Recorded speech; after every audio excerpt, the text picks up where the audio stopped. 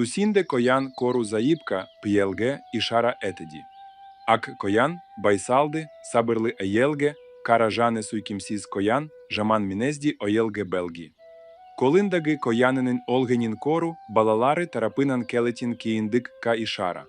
Коян сою, уєлінен ажирасуга, кояннин озімен сойлескенін кору, адамдар унатпайтин оєлмен доста суга, коянди устау немесе аулау, уйленуге белгі. Тусін ізде, коян коруїн із, бір оєлмен, немесе ер адаммен, шинаї карем катинас орнатип, онин єстелігін узак вакит сактайтин, тетті ситерді бастан кешетінін ізді білдіреді.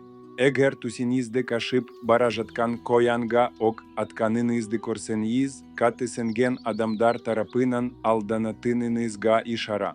Егер тусін ізде аншилик кабариб коян атканин ізди корсен із, куаништи кундерден кейн кайгили ерікіїн кезен гетап болатинин ізди білдіреді.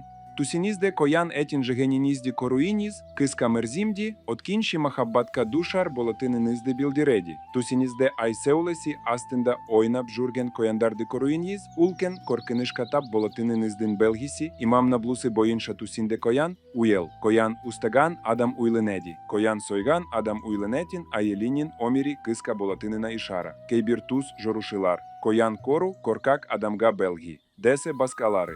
Коян, жаман мінезді, оєлге ішара, деген. Колина коян тиген, адам жаман мінезді, оєл алади. Коянин етінен немесе терісінен бірнюрсе алган адамга, оєлінен азда болса жаксилик келеді. Колина коянин баласи тускен адам кайги, уаєм жане киїншилик кадушар болади. Сеїд Сулеймен боїнша тусінде коян кору, жаман мінезді аєлге, коянин балалари, кайгі касіретке ішара. Жабир ел мігрибидін айтуінша бултус, салмакти діндар аєлге белгі.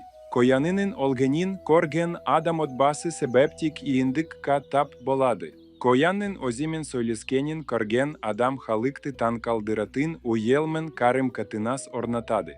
Шбусаїд олуаз, коян кору уєлге, ани устав уйленуге ішара. Коян сойган адам уєлінен ажирасади, деп айткан.